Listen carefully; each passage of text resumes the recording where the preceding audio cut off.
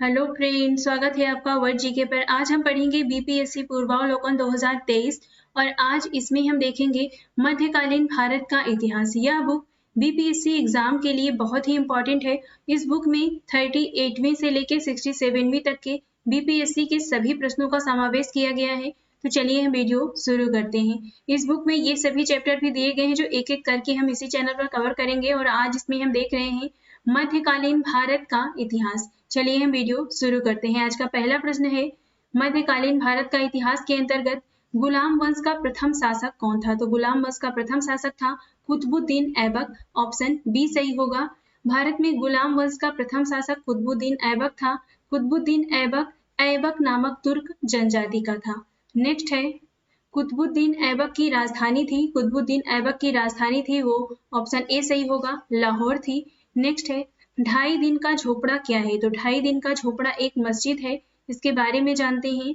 ऐबक ने दिल्ली में कुव्वत उल इस्लाम और अजमेर में ढाई दिन का झोपड़ा नामक मस्जिदों का निर्माण कराया था। उसने दिल्ली में स्थित कुतुब मीनार का निर्माण कार्य प्रारंभ किया जिसे इल्तुतमिश ने पूरा करवाया था। नेक्स्ट है, कुतुब मीनार किसने पूरा किया था? तो ये भी ऊपर हमने देखा, ऑप्शन ए सही होगा, इल्तुतमिश ने पूरा किया था। भारत में मोहम्मद गोरी ने किसको प्रथम अक्ता प्रदान किया था? तो ऑप्शन बी सही होगा, कुतुबुद्दीन ऐबक को। गोरी के विजयों के बाद शीघ्र ही उत्तर भारत में अक्ता प्रथा स्थापित हो गई। गौर के मोहम्मद शाम यानी मोहम्मद गोरी ने कुतुबुद्दीन ऐबक को 1991 ईस्वी में हांसी अक्ता या इक्ता प्रदान किया था। मोहम्मद अगला प्रश्न है यहाँ पर, बिहार का प्रथम मुस्लिम विजेता कौन था? तो बिहार का प्रथम मुस्लिम विजेता था, ऑप्शन सी सही होगा, बख्तियार खिलजी। मोहम्मद गोरी के एक साधारण दास इख्तियारुद्दीन मोहम्मद बिन बख्तियार खिलजी ने 1193 ईस्वी से 1202 ईस्वी के मध्य बिहार की विजय की तथा नालंदा एवं विक्रमशिला बिहार को तहस नहस कर राजधानी ओदंतपुरी पर कब्जा कर लिया। इसके बारे में और जानते हैं। प्रसिद्ध पार्सियन इतिहासकार मिनहाजुद्दीन सिराज ने अपनी पुस्तक तबकात ए नासरी में बिहार में उसके हमलों के बारे में विस्तार से वर्णन किया है। नेक्स्ट है, बिहार पर बख्तियार खिलजी के हमले का पहला विवरण प्राप्त हुआ, तो ये हमने ऊपर यहाँ पर देखा है, ऑप्शन बी सही होगा, तबकात ए नासरी से। नेक्स्ट है, नालंदा बिहार विध्वंस किया था, तो ये ऊपर हमने देखा बख्तियार खिलजी ने विध्वंस किया था। नेक्स्ट है, इल्तुतमिश ने बिहार में अपना प्रथम सूबेदार नियुक्त किया था, तो किसे नियुक्त किया था? ये है मलिक जानी। 1225 ईस्वी में इल्तुतमिश ने बिहार शरीफ एवं राढ़ पर अधिकार कर राजमहल की पहाड़ियों में तेलिया गढ़ी के समीप हिसामुद्दीन ऐवास को पराजित किया। ऐवास ने इल्तुतमिश की अधीनता स्वीकार कर ली। इल्तुतमिश ने ऐवास के स्थान पर मलिक जानी को बिहार का सूबेदार नियुक्त किया। नेक्स्ट है, वह प्रथम मुस्लिम शासक कौन था जिसने शासन के सिद्धांत को राजाओं के ईश्वरीय अधिकार सिद्धांत के समान प्रतिपादित किया? तो ऑप्शन सी सही होगा, ये है बलबन। बलबन प्रथम मुस्लिम शासक था जिसने शासन के सिद्धांत को राजाओं के ईश्वरीय अधिकार सिद्धांत के समान प्रतिपादित किया था। इसके अनुसार सुल्तान पृथ्वी पर ईश्वर का प्रतिनिधि है और उसका स्थान पैगंबर के पश्चात है। राजा जिल्ले अल्लाह या जिल्ले इलाही अर्थात ईश्वर का प्रतिबिंब है। उसने पुत्र बुखरा खां से कहा था, सुल्तान का पद निरंकुशता का सजीव प्रतीक है। अगला प्रश्न है, किस दिल्ली सुल्तान ने रक्त एवं लौह की नीति अपनाई? तो ये है ऑप्शन बी सही होगा, बलबन। बलबन के विषय में कहा गया है कि उसने रक्त और लौह की नीति अपनाई थी। बलबन के राजत्व सिद्धांत की दो प्रमुख विशेषताएं थी। प्रथम, सुल्तान का पद ईश्वर के द्वारा प्रदत्त होता है और द्वितीय, सुल्तान का निरंकुश होना आवश्यक है। अगला प्रश्न है, जब उसने राजत्व प्राप्त किया तो वह शरीयत के नियमों और आदेशों से पूर्णतया स्वतंत्र था। बरनी ने यह कथन किस सुल्तान के लिए कहा है? तो ये कहा है अलाउद्दीन खिलजी के लिए, ऑप्शन सी सही होगा। जियाउद्दीन बरनी ने उक्त कथन अलाउद्दीन खिलजी के लिए कहा है। अलाउद्दीन दिल्ली का पहला सुल्तान था जिसने धर्म पर राज्य का नियंत्रण स्थापित किया। इस संदर्भ में अपनी नीति की व्याख्या करते हुए वह स्वयं कहता है कि मैं नहीं जानता कि कानून की दृष्टि से क्या उचित है और क्या अनुचित। मैं राज्य की भलाई अथवा अवसर विशेष के लिए जो उपयुक्त समझता हूँ उसी को करने की आज्ञा देता हूँ। अंतिम न्याय के दिन मेरा क्या होगा मैं नहीं जानता। उसने अपनी शक्ति की वृद्धि के विषय में खलीफा की अनुमति लेना आवश्यक नहीं समझा, इसलिए उसने खलीफा से अपने पद की मान्यता प्राप्त करने के संबंध में कोई याचना नहीं की। इस प्रकार अलाउद्दीन दिल्ली का पहला सुल्तान था जिसने धर्म को राजनीति में हस्तक्षेप नहीं करने दिया। अगला प्रश्न है, अलाउद्दीन खिलजी के प्रसिद्ध सेनापतियों में किसकी मंगोलों के विरुद्ध लड़ते हुए मृत्यु हो गई? तो ये है जफर खां, ऑप्शन ए सही होगा। अगला प्रश्न है, रानी पद्मिनी का नाम अलाउद्दीन की चित्तौड़ विजय से जोड़ा जाता है, उनके पति का क्या नाम है? तो ऑप्शन डी राणा रतन सिंह। पद्मिनी की कहानी का आधार 1540 ईस्वी में मलिक मोहम्मद जायसी द्वारा लिखित काव्य पुस्तक पद्मावत है। इसके अनुसार पद्मिनी चित्तौड़ के राणा रतन सिंह की अत्यंत सुंदर और विदुषी पत्नी थी। नेक्स्ट है, अलाउद्दीन खिलजी के आक्रमण के समय देवगिरी का शासक कौन था? तो ऑप्शन ए सही है, रामचंद्र देव थे। अलाउद्दीन के आक्रमण के समय देवगिरी का शासक रामचंद्र देव था। 1296 ईस्वी में देवगिरी के शासक रामचंद्र देव ने अलाउद्दीन के सफल आक्रमण से बाध्य होकर उसे प्रति वर्ष एलिचपुर की आय भेजने का वादा किया था, परंतु 1305 ईस्वी अथवा 1306 ईस्वी में उसने उस कर को दिल्ली नहीं भेजा, जिस कारण 1307 ईस्वी में अलाउद्दीन ने मलिक कफूर के नेतृत्व में एक सेना देवगिरी पर आक्रमण करने के लिए भेजी। राजा रामचंद्र देव युद्ध में पराजित हुआ और उसे आत्मसमर्पण कर दिया। अगला प्रश्न है, किस सुल्तान के काल में खालसा भूमि अधिक पैमाने पर विकसित हुई? तो ऑप्शन बी सही होगा, अलाउद्दीन खिलजी। अलाउद्दीन की राजस्व और लगान व्यवस्था का मुख्य उद्देश्य एक शक्तिशाली और निरंकुश राज्य की स्थापना करना था। उसने उन सभी व्यक्तियों से भूमि छीन ली जिन्हें वह मिल्क का मतलब राज्य द्वारा प्रदत्त संपत्ति, इनाम, इंदराज या पेंशनें हैं, तथा वक्त का मतलब धर्मार्थ प्राप्त हुई यानी धर्म के रूप में प्राप्त हुई भूमि आदि के रूप में मिली थी। फलतः खालसा भूमि अधिक पैमाने पर विकसित हुई। अगला प्रश्न है, अलाई दरवाजा का निर्माण किस सुल्तान ने करवाया था? तो अलाई दरवाजा का निर्माण करवाया था अलाउद्दीन खिलजी ने, ऑप्शन सी सही होगा। अलाई दरवाजा का निर्माण अलाउद्दीन खिलजी ने कुतुब मीनार के निकट करवाया। इसका निर्माण लाल पत्थरों तथा संगमरमर से हुआ। यह 1311 ईस्वी में बनकर तैयार हुआ, इल्तुतमिश के मकबरे की तरह। इसमें एक चौकोर बड़ा कमरा है जिसकी छत पर एक गुंबद है और इसकी चारों दीवारों में एक मेहराबदार प्रवेश द्वार है। अगला प्रश्न है, दिल्ली के किस सुल्तान ने सबसे ज्यादा नहरों का निर्माण करवाया? तो ऑप्शन ए सही है, फिरोज शाह तुगलक ने सबसे ज्यादा नहरों का निर्माण करवाया। फिरोज तुगलक का शासन काल में नहरों के सबसे बड़े जाल का निर्माण कराने का कारण प्रसिद्ध रहा। सिंचाई की सुविधा के लिए उसने 5 बड़ी नहरों का निर्माण कराया। अगला प्रश्न है, फिरोज तुगलक द्वारा स्थापित दार उल सफा क्या था? तो दार उल सफा एक खैराती अस्पताल था। ऑप्शन बी सही होगा। राज्य के खर्च पर हज की व्यवस्था करने वाला पहला भारतीय शासक फिरोज तुगलक था। उसने दार उल सफा नामक एक खैराती अस्पताल की स्थापना भी की और उसमें कुशल हकीम रखे। अगला प्रश्न है, निम्नलिखित में से किस सुल्तान ने बेरोजगारों को रोजगार दिलवाया? तो ऑप्शन सी सही होगा, फिरोज तुगलक ने बेरोजगारों को रोजगार दिलवाया। फिरोज शाह तुगलक ने सामान्य लोगों की भलाई के लिए कुछ उपकार के कार्य किए। नियुक्त के लिए एक दफ्तर खोलकर तथा प्रत्येक मनुष्य के गुण एवं योग्यता की पूरी जांच पड़ताल के बाद यथासंभव अधिक से अधिक लोगों को नियुक्ति देकर उसने बेकारी की समस्या को हल करने का प्रयास किया। नेक्स्ट है, निम्नलिखित में से किस सुल्तान के दरबार में सबसे अधिक गुलाम थे? तो ऑप्शन डी सही है, फिरोज तुगलक के। फिरोज को दासों का बहुत शौक था। उसके दासों की संख्या संभवतः 1,80,000 तक पहुंच गई थी। उनकी देखभाल के लिए एक पृथक विभाग दीवान ए बंदगान का गठन भी किया गया था।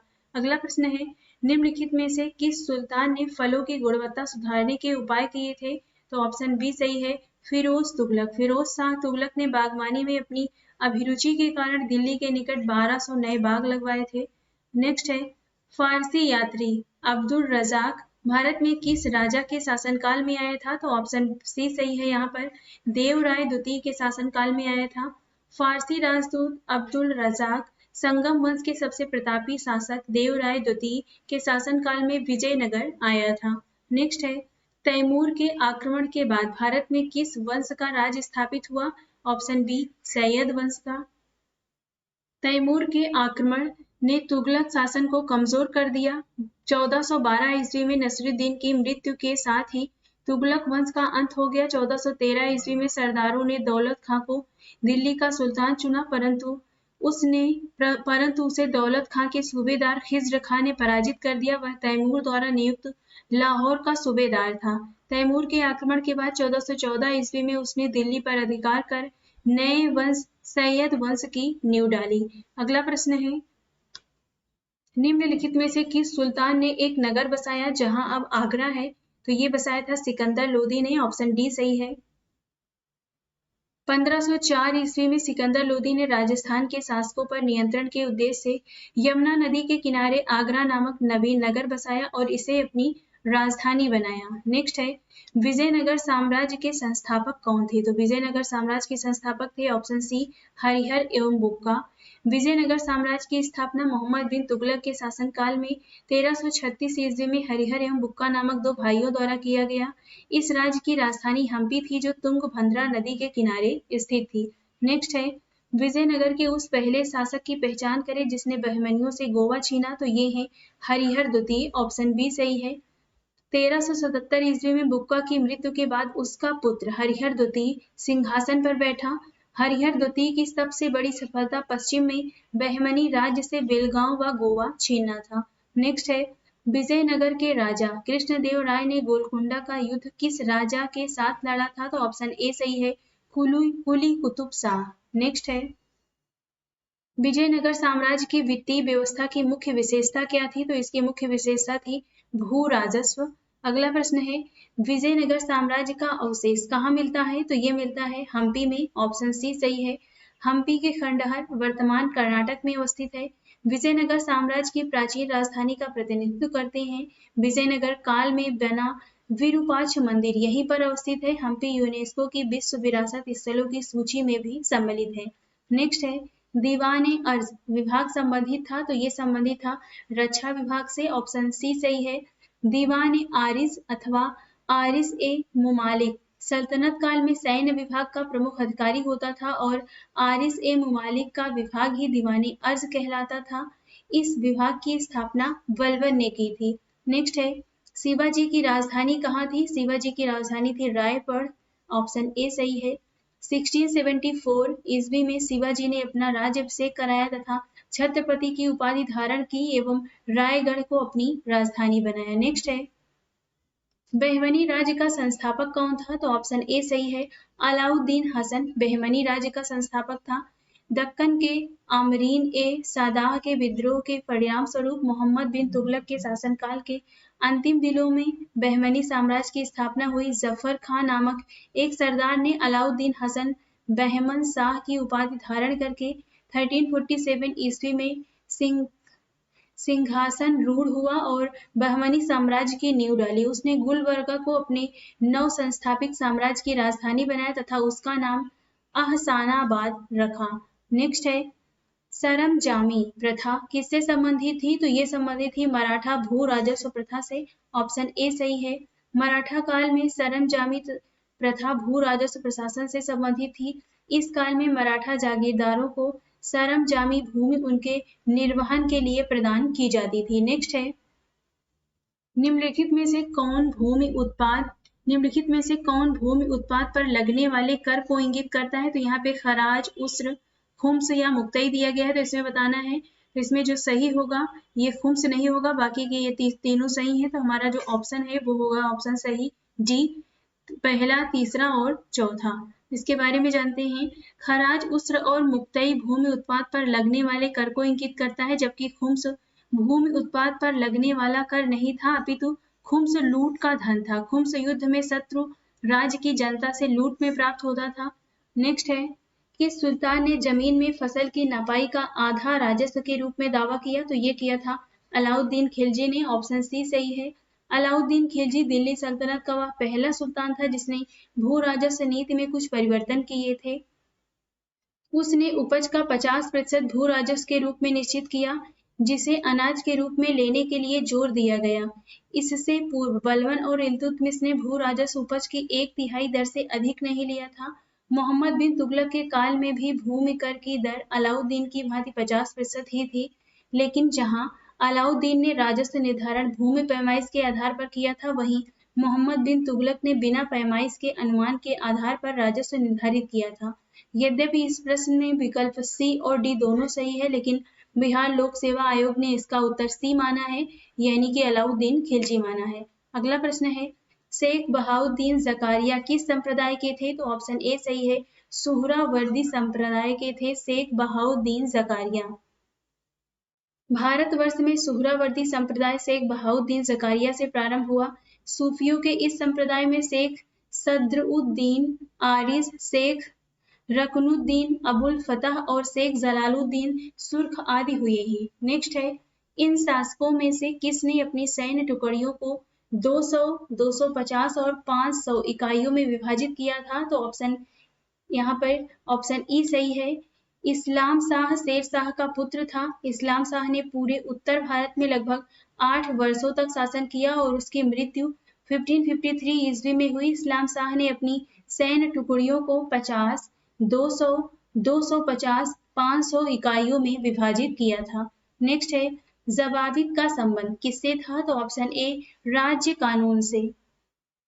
सल्तनत काल के सिक्के टंका, ससगनी एवं जीतल किन धातुओं के बने होते थे? तो सल्तनत काल में टंका, चांदी, तो यहाँ पे ऑप्शन ए सही है। इसके बारे में देखते हैं। सल्तनत काल में टंका चांदी का बना होता था, जीतल तांबे का बना होता था। ये दोनों सिक्के इल्तुतमिश द्वारा प्रचलित किए गए। ससगनी भी चांदी का सिक्का था। नेक्स्ट है, भारत में कागज का प्रयोग कब से प्रारंभ हुआ? तो 12वीं सदी से प्रारंभ हुआ। ऑप्शन ए सही है।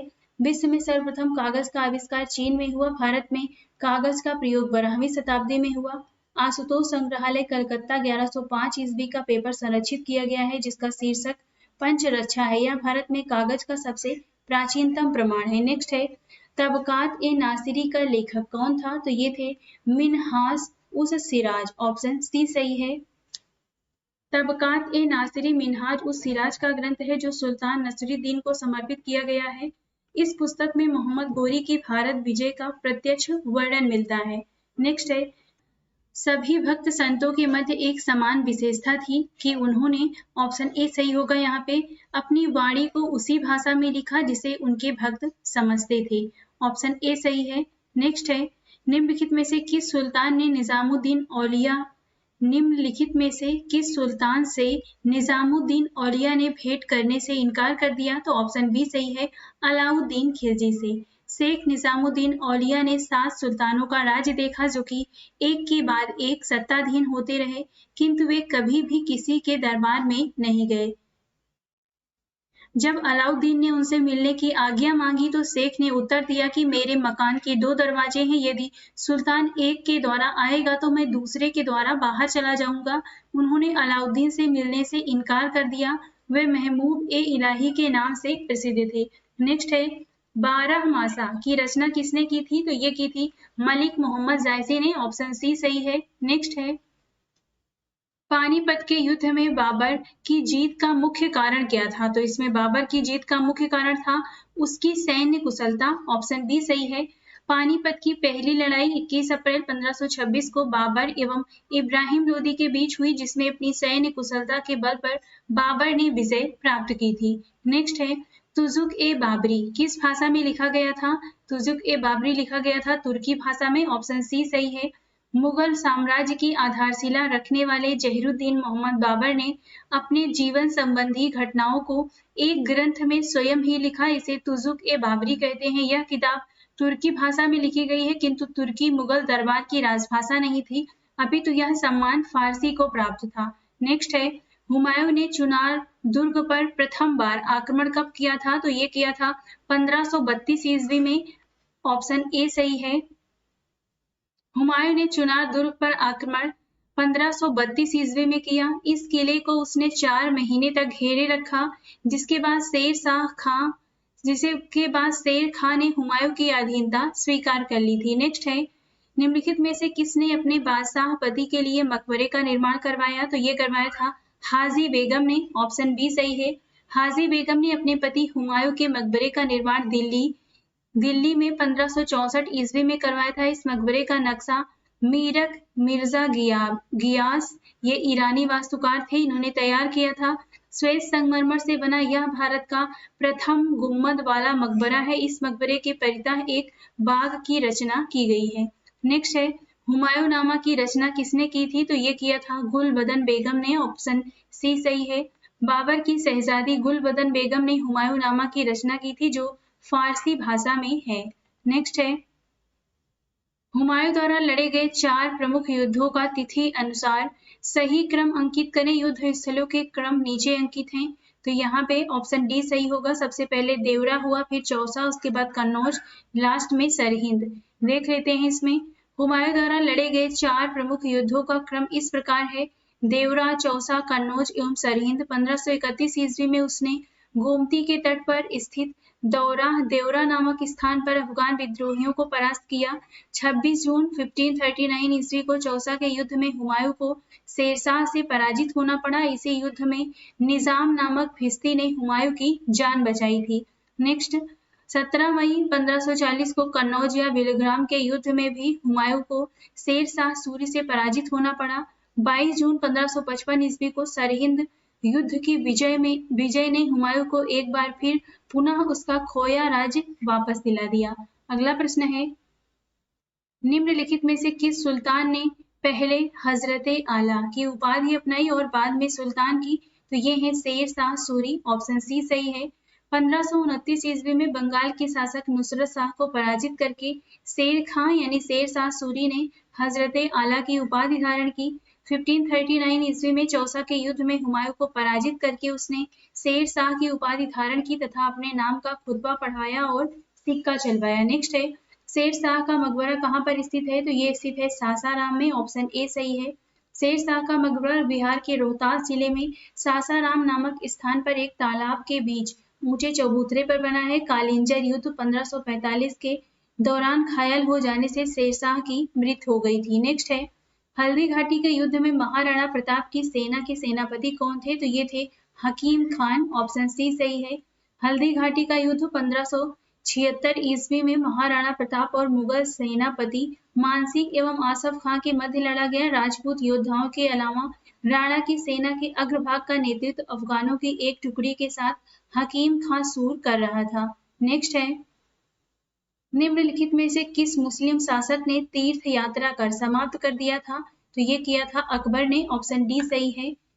अकबर प्रथम मुस्लिम शासक था जिसने हिंदू और मुसलमानों को निकट लाने का प्रयास किया। अपनी उदारता धार्मिक नीति के अंतर्गत उसने 1562 ईस्वी में दास प्रथा, 1563 ईस्वी में तीर्थ यात्रा कर तथा 1564 ईस्वी में जजिया कर को समाप्त कर दिया। अपने सामाजिक सुधार के अंतर्गत उसने बाल विवाह एवं सती प्रथा को रोकने का भी प्रयास किया। नेक्स्ट है, अकबर ने बंगाल तथा बिहार को मुगल साम्राज्य में मिलाया था, तो कब मिलाया था? 1576 ईस्वी में, ऑप्शन सी सही है। 1572 ईस्वी में सुलेमान करारानी की मृत्यु के बाद उसका पुत्र दाऊद खां गद्दी पर बैठा। दाऊद खां ने अपने को स्वतंत्र घोषित कर पटना के मुगल किले पर आक्रमण किया। अकबर ने मुनीम खां को दाऊद पर आक्रमण करने तथा बिहार को जीतने का आदेश दिया। मुनीम खां ने दाऊद को एक युद्ध में पराजित किया। 1574 ईस्वी में बिहार पर मुगलों का आधिपत्य हो गया। पराजित होने के बाद दाऊद बंगाल भाग गया, किंतु 12 मार्च 1576 को टोडरमल, मुजफ्फर खां एवं हुसैन कुली खां ने मिलकर दाऊद को पूर्णतः पराजित किया। इस प्रकार 1576 ईस्वी में बंगाल तथा बिहार को पूर्ण रूप से मुगल साम्राज्य में मिला लिया गया। नेक्स्ट है, भारत में किसके शासनकाल में इंग्लिश ईस्ट इंडिया कंपनी का गठन हुआ? तो ये हुआ था अकबर के शासनकाल में, ऑप्शन बी सही है। दिसंबर 1599 ईस्वी में लंदन में कुछ व्यापारियों ने लॉर्ड मेयर की अध्यक्षता में एक सभा का आयोजन किया। इसमें पूर्वी द्वीप समूह के साथ व्यापार की योजनाएं तैयार की गई। इन व्यापारियों ने पूर्व के देशों के साथ व्यापार करने के आशय से 1599 ईस्वी में एक कंपनी का गठन किया। इसका नाम governor and company of merchant of London trading into the east Indies रखा गया। इसे जॉन कंपनी के नाम से भी जाना जाता है। इस दौरान भारत का बादशाह अकबर था। नेक्स्ट है, आईने अकबरी किसके द्वारा लिखी गई थी? तो आईने अकबरी लिखी गई थी अबुल फजल के द्वारा, ऑप्शन डी सही है। आईने अकबरी अकबर के 9 रत्नों में से एक अबुल फजल द्वारा लिखी गई है। यह अकबरनामा के 3 भागों में से तीसरा भाग है, इसमें अकबर कालीन शासन व्यवस्था का आधिकारिक वृत्तांत है। नेक्स्ट है एतमादुद्दौला का मकबरा आगरा में किसने बनवाया था? तो ये बनवाया था नूरजहां ने। ऑप्शन सी सही है। एतमादुद्दौला का मकबरा नूरजहां ने 1622 से 28 ईस्वी के मध्य में अपने पिता की मृत्यु के बाद बनवाया। यह आगरा में यमुना नदी के तट पर स्थित एक अत्यंत अलंकारित इमारत है। यह चतुर्भुजाकार मकबरा बेदाग सफेद संगमरमर का बना ऐसा पहला मकबरा है जिसमें बड़े पैमाने पर संगमरमर का प्रयोग किया गया है तथा अलंकरण के लिए इस्लामिक भवनों में पहली बार पित्रा-दुरा, इसे क्या होता है पित्रा-दुरा का मतलब? इसका मतलब है संगमरमर में सोने तथा कीमती पत्थरों की जिड़ावट, इस शैली का प्रयोग किया गया था। नेक्स्ट है प्राचीनकारी या फिर पित्रा-दुरा निम्न में से किससे संबंधित है? तो ऑप्शन ए सही है, दीवारों में अर्ध कीमती पत्थर जड़कर फूलों की नक्काशी करना। प्राचीनकारी पित्रा-दुरा दीवारों में अर्ध कीमती पत्थर जड़कर फूलों की नक्काशी करने से संबंधित है। ध्यातव्य है कि भारत में पित्रा-दुरा नामक जड़ाऊ कार्य सर्वप्रथम एतमादुद्दौला के मकबरे में किया गया था। इस मकबरे का निर्माण जहांगीर की पत्नी नूरजहां ने करवाया था। नेक्स्ट है मध्यकाल में बटाई शब्द का अर्थ क्या था? तो इसका अर्थ था ऑप्शन बी सही है, लगान निर्धारण का तरीका। नेक्स्ट है किस मुगल शासक ने चित्रकारी के लिए कारखाने बनवाए थे? किस मुगल शासक ने चित्रकारी के लिए कारखाने बनवाए? तो ये बनवाया था हुमायूं ने। ऑप्शन ए सही है, हुमायूं ने चित्रकारी के लिए कारखाना बनवाया जो उसकी पुस्तकालय से जुड़ा था। ज्ञातव्य है कि बिहार लोक सेवा आयोग ने उत्तर पत्र में इसका उत्तर विकल्प बी माना है। तो विकल्प बी यहाँ पे अकबर है और इसमें ए दिया गया है, तो आप ये देख लीजिएगा। नेक्स्ट है दास्तान ए अमीर हमजा का चित्रांकन किसके द्वारा किया गया? तो यहाँ पे कोई भी ऑप्शन सही नहीं है। आंसर देखते हैं। अकबर ने अनेक ग्रंथों को चित्रित करवाया था। इसमें सर्वप्रथम दास्तान ए अमीर हमजा है। यह हुमायूं के काल में चित्रित होना आरंभ हुआ और अकबर के शासन काल में पूर्ण हुआ था। यह ग्रंथ फारसी नायक अमीर हमजा मोहम्मद साहब के चाचा के वीरतापूर्ण कारनामों का उल्लेख करता है। नेक्स्ट है यूरोपीय चित्रकारी का प्रवेश किसके दरबार में हुआ था? तो ये हुआ था अकबर के। ऑप्शन बी सही है, अकबर के दरबार में यूरोपीय चित्रकला का प्रवेश पुर्तगालियों के माध्यम से हुआ था। जहांगीर के शासनकाल को मुगल चित्रकला का स्वर्ण युग स्वर्णकाल कहा जाता है। नेक्स्ट है दसवंत और वसावन प्रसिद्ध चित्रकार मुगल काल के राजदरबारी थे। तो किसके शासनकाल में थे? ऑप्शन ए सही है, अकबर के। दसवंत और वसावन अकबर कालीन चित्रकार थे। अकबर कालीन चित्रकारों के नाम अबुल फजल ने अपनी पुस्तक आईने अकबरी में गिनाए हैं। ये हैं दसवंत, वसावन, केशवलाल, मुकुंद, मिस्किन, फारूक, कलम, माधव, जगन्नाथ, महेश, खेमकरण, तारा, सावल और हरिवंश आदि। नेक्स्ट है मुगल चित्रकला किसके नेतृत्व में अपने शीर्ष बिंदु पर पहुंची थी? तो ये पहुंची थी जहांगीर के काल में। ऑप्शन ए सही है,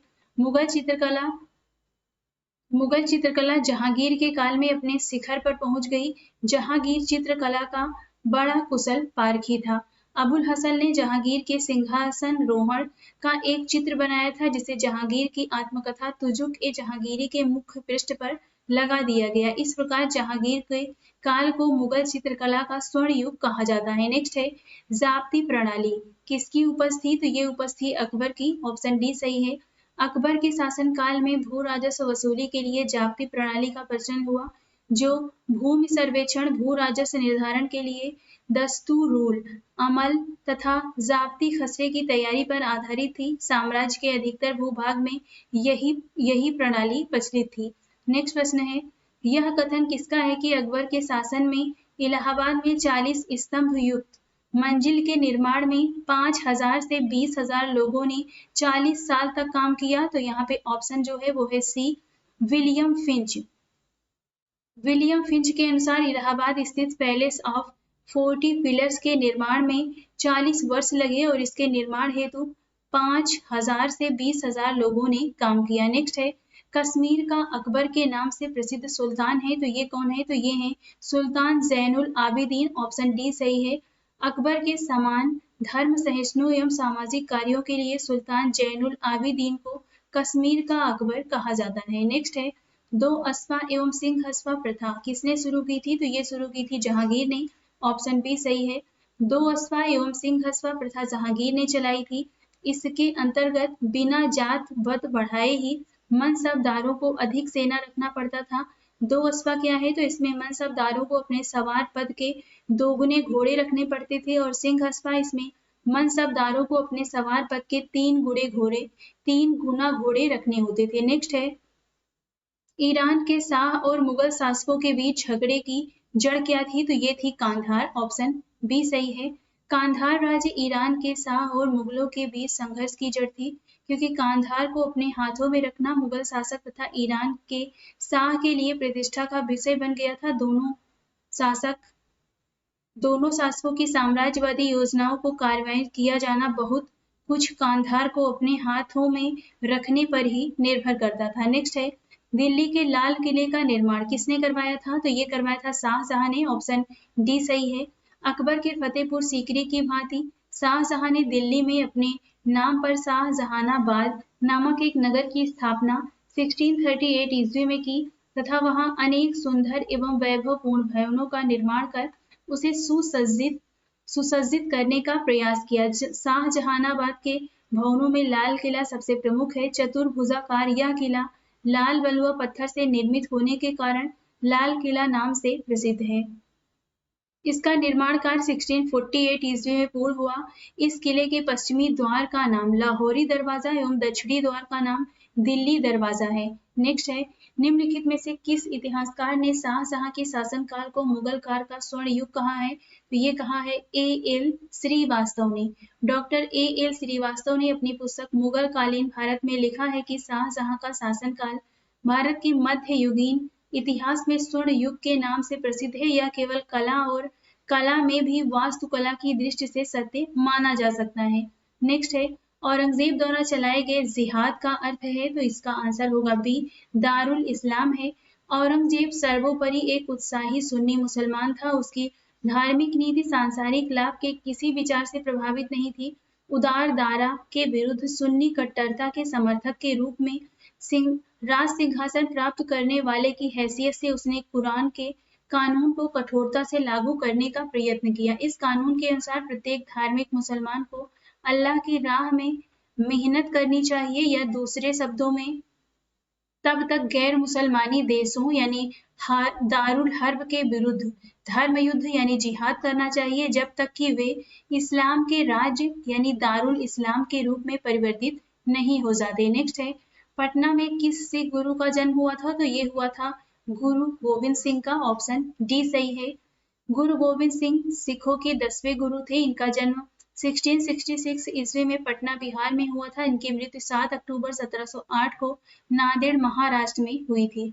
मुगल प्रशासन में मुहत्सिब था। मुहत्सिब क्या था, तो ये था एक लोक आचरण अधिकारी, ऑप्शन सी सही है।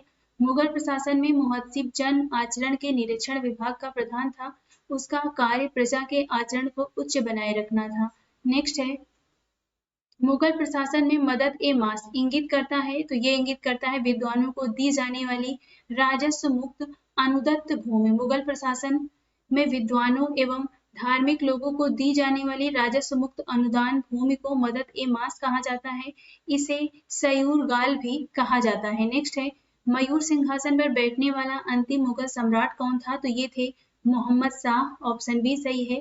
शाहजहां द्वारा बनवाए गए प्रसिद्ध मयूर सिंहासन पर बैठने वाला अंतिम मुगल शासक मोहम्मद शाह था, क्योंकि इसके शासनकाल में नादिर शाह ने 1739 ईस्वी में भारत पर आक्रमण किया और करनाल युद्ध में मुगल सेना को पराजित किया। समकालीन लेखक आनंद राम मुखलिस के अनुसार नादिर शाह अपने साथ 60,000 रुपए, कई हजार असरफियां, 1 करोड़ रुपए का सोना, 50 करोड़ के जवाहरात, कोहिनूर तथा तख्ते तौत यानी मयूर सिंहासन ईरान ले गया। नेक्स्ट है, निम्नलिखित में से किस मुगल बादशाह को वजीर गाजीउद्दीन ने दिल्ली में दाखिल नहीं होने दिया था, तो ये थे शाह आलम द्वितीय, ऑप्शन बी सही है। शाह आलम द्वितीय का कार्यकाल 1759 से 1806 ईस्वी तक था। उसका वास्तविक नाम अली गौहर था। अपने पिता आलमगीर द्वितीय की मृत्यु के समय वह बिहार में था। यद्यपि उसे मुगल बादशाह घोषित कर दिया गया, किंतु मुगल दरबार की गुटबाजी के चलते वह बिहार में रहा और दिल्ली का सिंहासन 1760 ईस्वी से 1771 ईस्वी तक खाली पड़ा रहा। 1772 ईस्वी में मराठों की सहायता से वह दिल्ली पहुंच सका। शाह आलम द्वितीय के समय से ही दिल्ली पर अंग्रेजों का अधिकार क्योंकि 1803 ईस्वी में हो गया। तो इस वीडियो में हमने देखा बीपीएससी पूर्वावलोकन 2023 में दिए गए मध्यकालीन भारत से संबंधित सभी प्रश्नों को। तो वीडियो आपको कैसी लगी कमेंट बॉक्स में जरूर बताइएगा और ऐसी वीडियो देखने के लिए हमारे चैनल को लाइक शेयर और सब्सक्राइब भी करते रहिए। आज इस वीडियो में बस इतना ही।